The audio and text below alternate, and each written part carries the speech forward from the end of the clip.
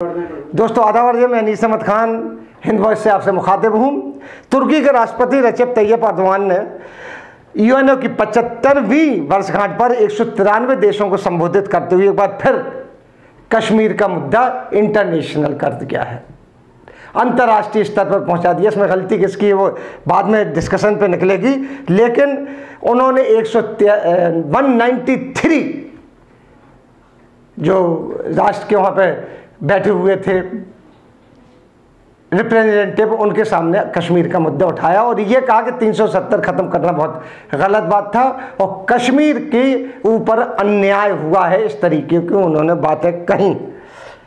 हालांकि भारत ने इसके ऊपर उनकी आपत्ति जाहिर की और पाकिस्तान ने इसकी सराहना की। जैसा होना था, पाकिस्तान तो सराहना करता ही करता है। इससे एक दिन पहले पाकिस्तान के विदेश मंत्री शाह महमूद कुरैशी ने भी यही मुद्दा उठाया था इसी जगह। यूएनओ में भारत के प्रतिनिधि टीएस मूर्ति ने कश्मीर पर अर्दवान की इस टिप्पणी को भारत का, उन्होंने कहा कि कश्मीर हमारा आंतरिक मुद्दा है, इसमें हस्तक्षेप बताया है उन्होंने अर्दवान का।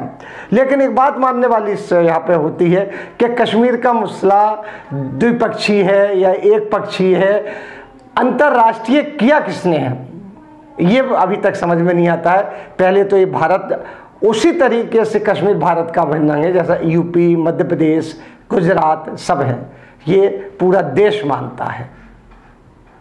कश्मीर भी मानते थे, 370 लगी हुई थी लेकिन अभिन्न अंग मानते थे। टेररिस्ट पाकिस्तान से आते थे, वो हंगामा करते थे और कश्मीरियों को मार के चले जाते थे। जिस तरीके के आसाम में और नॉर्थ ईस्ट में टेररिस्ट आते हैं, वहाँ पे कहर बर्पा करके चले जाते हैं, वो खबर अखबार में नहीं आती है। वहाँ टेररिस्ट म्यांमार से आते हैं, बांग्लादेश से आते हैं, तमाम जगह से आते हैं और वो हंगामा करके चले जाते हैं। लेकिन यहाँ टेररिस्ट पाकिस्तान से आते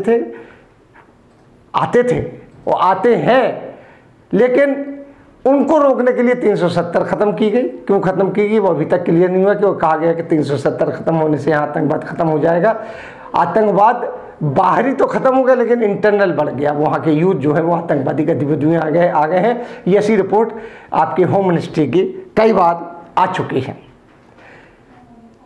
बड़ा विवादास्पद मुद्दा है कि अर्दवान ने एक बार फिर पाकिस्तान का मुद्दा जो है इंटरनेशनल प्लेटफॉर्म पर उतारा है, इंटरनेशनल प्लेटफॉर्म पर उठाया है और पाकिस्तान को अपना एक किस्म से समर्थन दे दिया है उन्होंने इस मामले में कि हम आपके साथ हैं।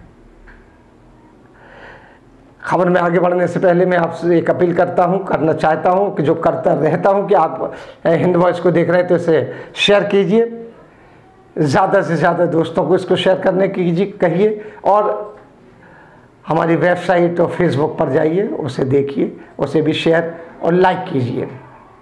इसी के साथ पेटीएम जो नंबर चल रहा है उसमें कुछ ना कुछ धनराशि हमें अनुदान के रूप में दीजिए, आपकी बड़ी मेहरबानी होगी, क्योंकि हम सब लोग श्रमजीवी पत्रकार हैं, हमारा काम ये पत्रकारिता करना है। पिछले 40 साल से हम लोग यही पत्रकारिता कर रहे हैं। हम बात कर रहे थे तुर्की और भारत के बिगड़ते संबंधों की, पाकिस्तान से उसके सुधरते संबंधों की।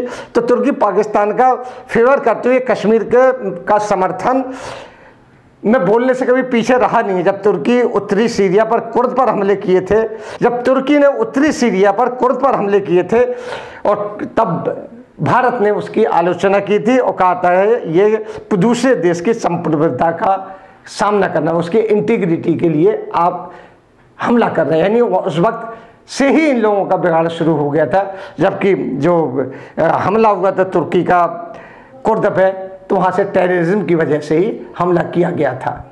इसके पहले तुर्की भारत का बहुत अच्छा दोस्त था। भारत ने तुर्की के आंदोलन शिपयार्ड से भारत में नेवी शिपयार्ड बनाने की डील को भी रद्द कर दिया है। उनकी नेवी शिपयार्ड बनाने की एक डील चल रही थी, उसे भी रद्द कर दिया भारत ने।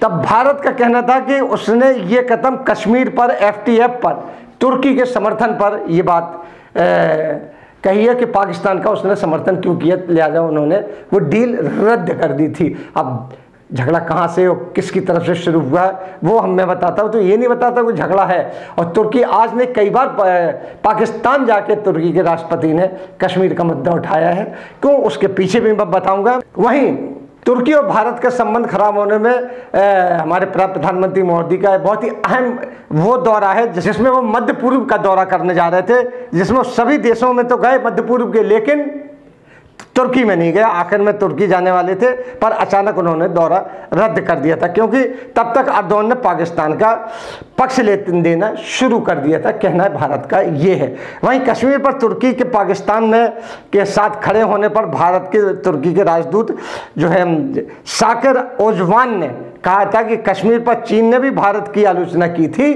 लेकिन मोदी जी फिर भी चीन गए थे। तो अगर आलोचना कर दी है हमारे टर्की ने तो इनको जाना चाहिए था दोस्ती के संबंध बनाने के लिए। वहीं पाकिस्तान हरदम तुर्की का पक्ष लेता रहा है। जब 2016 में तुर्की की फौज का अर्दोगन के खिलाफ तख्ता पलट किया गया था, तुर्की की फौज ने तख्ता पलट करने की कोशिश की थी, अर्दोगन को गद्दी से हटाने की कोशिश की थी और असफल हो गई, तो पाकिस्तान ने आंख बंद करके अर्दोगन का समर्थन किया था, तुर्की का समर्थन किया था। 2017 में तुर्की ने पाकिस्तान में $1 अरब का निवेश भी किया था। उसके बाद दोनों देशों के बीच $90 करोड़ का व्यापार होता है, जो बढ़कर $10 अरब तक पहुंच गया है। ज़्यादातर पाकिस्तानी तुर्की के रास्ते पश्चिमी देशों में जाते हैं, वीज़ा ज़रूर लगता है लेकिन रोक टोक के बगैर। अर्दोगन 14 फरवरी 2020 में पाकिस्तान के दौरे पर भी आए थे। वहाँ पर जब वो असेंबली में वहाँ के पाकिस्तान की गए तो उन्होंने कहा था वहाँ के प्रधानमंत्री इमरान खान ने कि अगर अर्दोगन पाकिस्तान से खड़े हो जाए तो बहुत ज़्यादा वोटों से जीतेंगे, जिसके ऊपर तालियां बजी थी। अर्दोगन मुस्कुराए थे और लोगों ने वहाँ के पार्लियामेंट में बड़ी तालियां बजाई थी।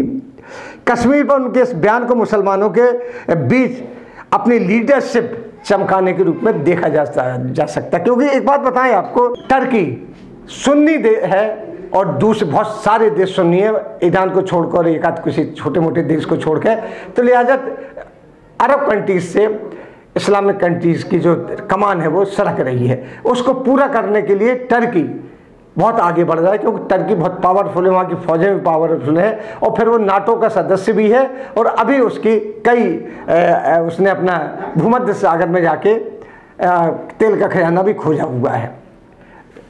इस तरीके से उसकी अपनी बढ़ोतरी हो रही है टर्की की, और वो संभावित नेता है कि इस्लामिक कंट्रीज़ का जो नेता बनेगा आगे चल के, क्योंकि दूसरा नहीं है। ईरान को मानने को तैयार नहीं है, क्योंकि ईरान शियत है, शिया बहुल स्टेट है, देश है, और ईरान ने कभी इस बात की कोशिश भी नहीं की है कि वो बने, क्योंकि वो जानता है इस हकीकत को। लेकिन ईरान ने टर्की को समर्थन दिया है हरदम, क्योंकि टर्की को चीन से भी टर्की के अच्छे ताल्लुकात हैं, अमेरिका से भी टर्की के बहुत अच्छे ताल्लुकात हैं, टर्की के सभी जगह, क्योंकि नाटो का मेंबर होने की वजह से, लेकिन चीन से भी ताल्लुकात अच्छे हैं, या पाकिस्तान से अच्छे हैं टर्की के ताल्लुकात।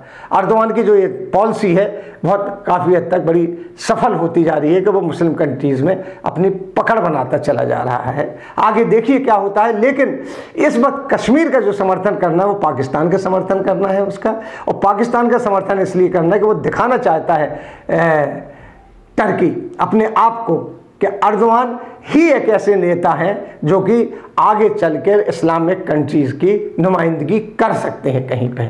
इसीलिए खुलकर जो अर्दोगन है मुसलमान कंट्रीज़ के फेवर में बोलते हैं, और वो हालांकि बड़ा बैलेंस चलते हैं, अमेरिका से भी दोस्ती रखते हैं, नाटो में भी है, यहाँ अरब कंट्रीज से भी उनके संबंध बिगड़े नहीं हैं, अच्छे हैं, वहाँ पाकिस्तान से भी अच्छे हैं, वहाँ रूस और चाइना से भी अच्छे संबंध रखे हुए हैं। सिर्फ और सिर्फ भारत से खिंचाव चल रहा है, वो भी कश्मीर के मुद्दे पर। हो सकता है वो भी रिजॉल्व हो जाए किसी दिन जाके, अगर डिप्लोमेटिक ताल्लुकात सही ढंग से हुए। अभी कोशिश ही नहीं की गई है, जैसे कि वहाँ के जो राजदूत हैं साकिर ओजवान ने जो कहा था कि इस तरीके से अगर वो आते उन्होंने कहा था कि अगर मोदी जी टर्की का दौरा करने जाते हैं तो संबंध अच्छे हो सकते हैं। संबंधों की बात और बताएं कि अभी आमिर खान भी वहाँ फिल्म की शूटिंग करने गए हैं, अपनी एक नई फिल्म की शूटिंग करने गए हैं, तो इस तरीके से आना जाना लगा हुआ है। तो कहीं ना कहीं ये भी हो रहा है कि भारत भी अपने टर्की से ताल्लुकात अच्छे करना चाहता है और बिगड़े नहीं है ताल्लुक, डिप्लोमेटिक है, आगे चलिए क्या होते हैं। और ये एक डिप्लोमेटिक वो भी है, कूटनीति भी है कि अगर पाकिस्तान को हमें रोकना है किसी तरीके से, उसको अपनी हरकतों से रोकना है, तो हमें टर्की के साथ जाना ही पड़ेगा, क्योंकि पाकिस्तान अब अरब के बाद टर्की पे ही डिपेंड होता चला जा रहा है। इसी के साथ हम आपसे लेते हैं विदा। अगले अंक में फिर हाजिर होंगे, तब तक के लिए हमें दीजिए इजाज़त।